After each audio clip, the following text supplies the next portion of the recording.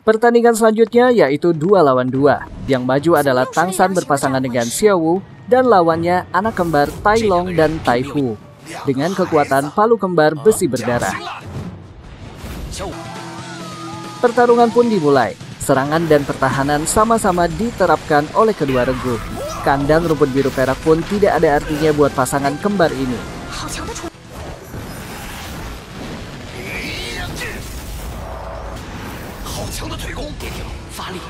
Sampai-sampai Tang San harus mengeluarkan skill keduanya, yaitu parasit rumput biru peraknya.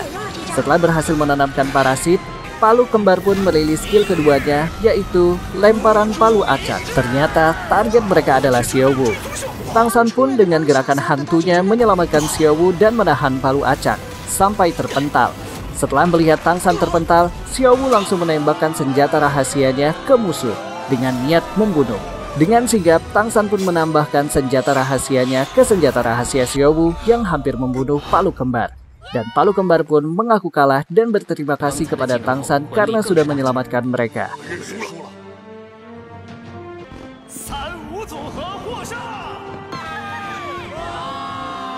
Scene berpindah di sebuah lapangan, di mana Guru Zhao mengajak anak-anak Shrek untuk pergi ke hutan Dowsing. Dan di sana, mereka diajarkan kekompakan alias kerja sama tim.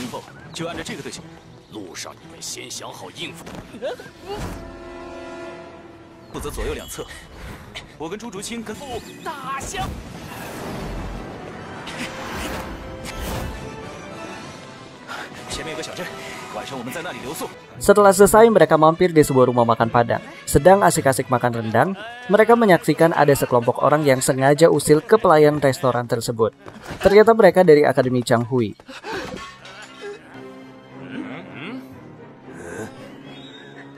Dai Mubai sengaja memanas-manasi Akademi Changhui dengan mengatakan akademi arogan. Spontan langsung membuat mereka panas. Setelah semuanya terprovokasi, murid Akademi Changhui maju atas aba-aba dari gurunya.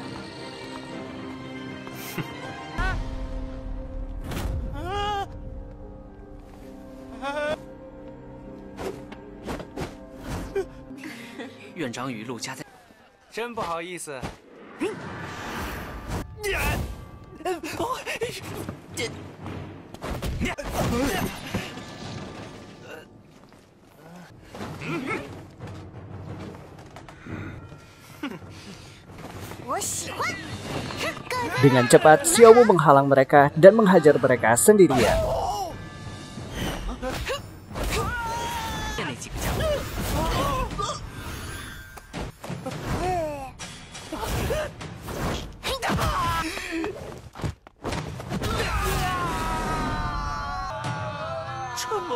Setelah melihat murid-muridnya dikalahkan, guru dari Akademi Changhui menantang anak-anak kemarin sore dari Akademi Sri Lanka.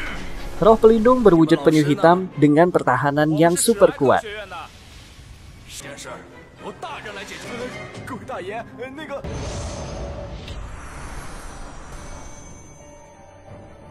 Saling adu kekuatan pun dimulai.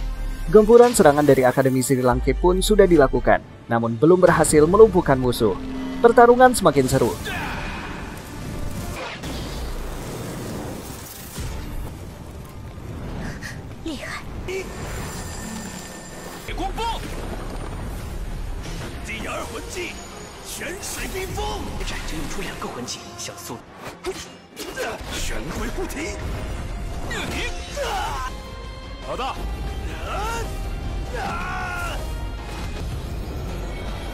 Tiba-tiba Guru Zhao datang dan menyuruh anak-anaknya istirahat ke kamar. Dan pertarungan pun imbang antara guru dari Akademi Changhui dan guru dari Akademi Sri Lanka. Ternyata tidak membutuhkan waktu yang lama bagi Guru Zhao untuk meremukkan tubuh guru dari Akademi Changhui. Dan tidak perlu menggunakan roh pelindung. Cukup menggunakan tangan kosong. Keesokan harinya, mereka berburu binatang roh. Sambil melihat hasil latihan kekompakan mereka. Target pun sudah ditemukan. Dia adalah ular puncak ekor Phoenix. Tang San diangkat menjadi pemimpin dalam pemburuan kali ini, karena ia lebih mengetahui tentang siluman roh. Strategi pun sudah dipaparkan kepada kawan-kawannya. Pemburuan pun dimulai.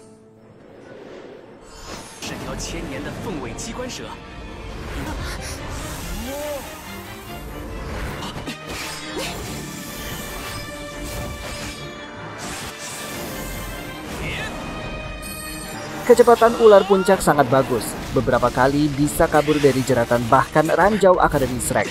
Tangsan pun sampai kewalahan.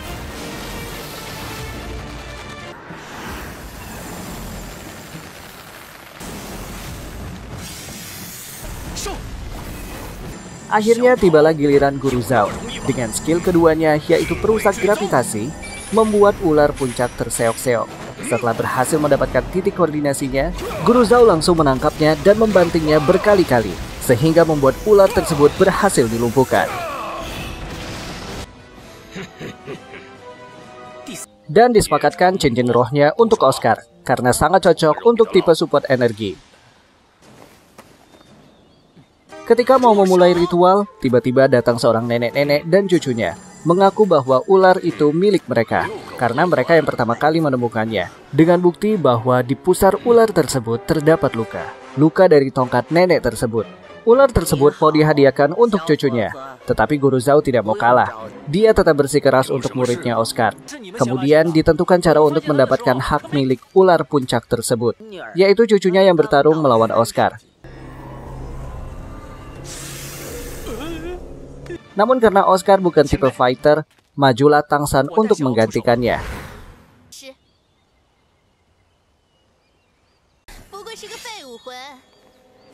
Pertarungan pun terjadi. Jeratan rumput biru perak tidak berhasil.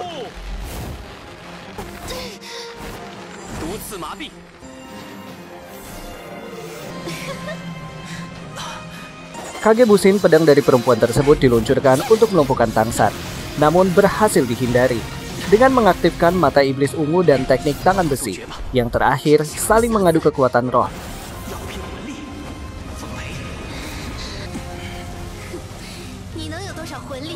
Dan tampaknya Tangsan lebih unggul.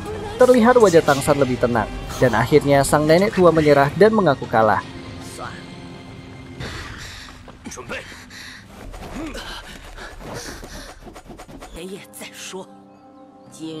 Akhirnya ular puncak pun berhasil dimiliki Oscar. Oscar langsung menyerap kekuatan roh dari ular puncak. Hasilnya sangat keren. Oscar bisa membuat sosis terbang 10 biji dalam satu kali buatannya.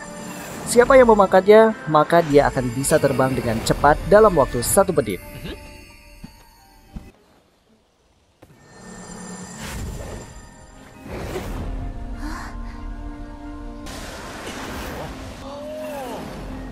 Guru Zhao pun memutuskan untuk bermalam di hutan Stardew, karena besoknya mereka akan melanjutkan perburuan binatang roh.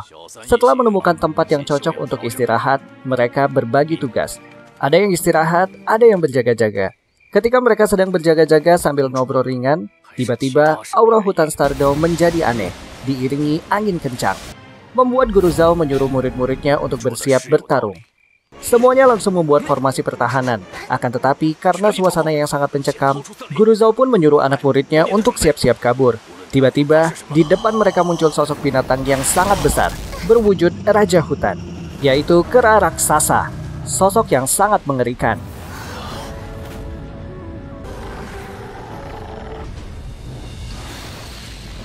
Seketika Guru Zhao langsung melindungi murid-muridnya. Yang lain pun saling bekerja sama untuk melawan kera raksasa itu.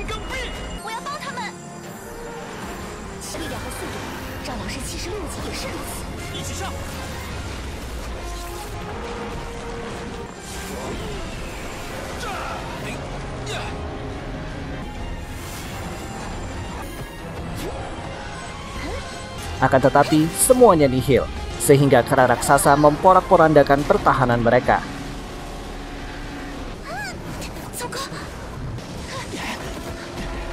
Melihat kera raksasa semakin menggila, Guru Zhao pun mengeluarkan kekuatan avatar roh terkuatnya, yaitu beruang kuat Vajra.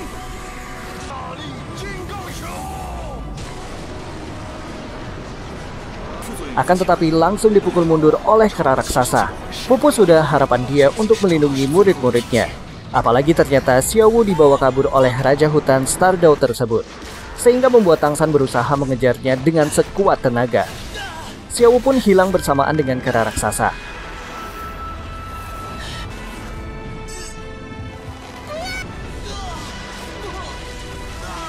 Suasana sedih pun dirasakan semuanya. Guru Zhao meminta maaf kepada muridnya karena tidak bisa melindungi mereka. Dan yang Guru Zhao heran, kenapa Raja Hutan berada di pinggiran hutan Stardow, bukan berada di jantung hutan. Tang San meminta kepada Oscar untuk memberinya sosis terbang untuk mengejar Xiao Wu, agar tidak menjadi penyesalan seumur hidupnya, karena tidak bisa menjaga adiknya. Karena dulu ia pernah berjanji pada Xiao Wu akan selalu menjaganya, walaupun nyawa taruhannya. Setelah memakan sosis terbang, kemudian dibantu support buff kecepatan dari Ning Rongdong, melesatlah Tang San mencari Xiao Wu dengan kecepatan penuh. Di dalam perjalanan, kera raksasa terus membawa Xiao Wu. Ternyata mereka berdua saling mengenal satu sama lain. Xiao Wu memanggilnya dengan sebutan Erming. Sebenarnya Xiao Wu ini bukanlah manusia, melainkan jelmaan dari siluman roh yang berusia ratusan ribu tahun yang telah berevolusi menjadi manusia. Ia meminta bantuan Erming sejenak, karena ia akan melakukan kultivasi untuk mendapatkan cincin roh ketiganya. Karena statusnya sebagai mantan siluman roh, Xiao Wu memiliki kemampuan untuk menyerap cincin roh tanpa membunuh mereka. Di dalam kondisi yang lain, Tang San kehabisan waktu terbangnya, dan belum bisa menemukan Xiao Wu. Ditambah lagi kondisinya semakin memburuk, karena sebelumnya ia sudah terluka.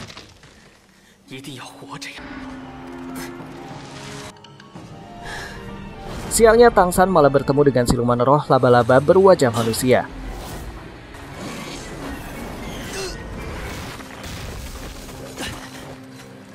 Laba-laba ini sangat kuat, sehingga membuat Tang San kewalahan.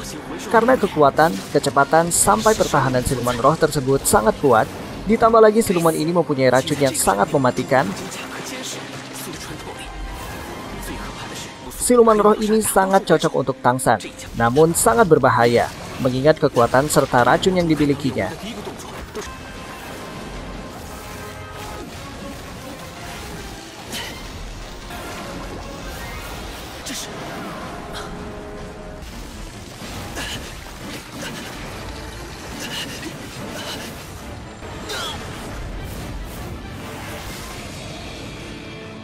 Setelah pertarungan yang sangat menyulitkan Tang San, ia berhasil menemukan titik kelemahan siluman tersebut, yaitu terletak pada wajahnya. Di saat Tang San sudah berhasil menangkapnya dan hampir melakukan finishing, tiba-tiba Tang San ambruk, dan kesadarannya kembali ke kehidupan di masa lalunya saat berada di Sekte Tang. Di sana ia bertemu kembali dengan para ketua sekte yang mengatakan bahwa Tang San sudah berhasil diselamatkan dari lembah iblis. Akan tetapi Tang San sendiri seperti amnesia alias hilang ingatan. Namun Tang San tidak bisa mengingat kehidupan yang barunya di Akademi Shrek. Sampai ketika ia bertemu dengan salah satu murid Sekte Tang, barulah ia bisa mengingat semua ingatannya yang hilang. Setelah berhasil mengingat kepingan ingatannya yang hilang, ia pun bergegas kembali ke masa depannya, karena teringat Xiao Wu yang harus segera diselamatkan.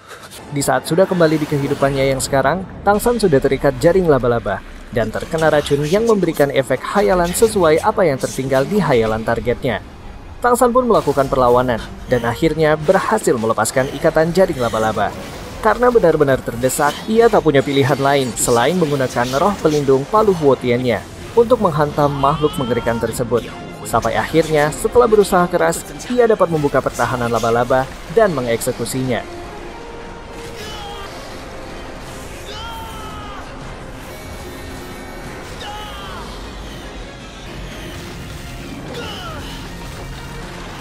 Sebelum memulai proses penyerapan, ia beristirahat sebentar untuk mengeluarkan racun yang semakin menyebar ke seluruh tubuhnya.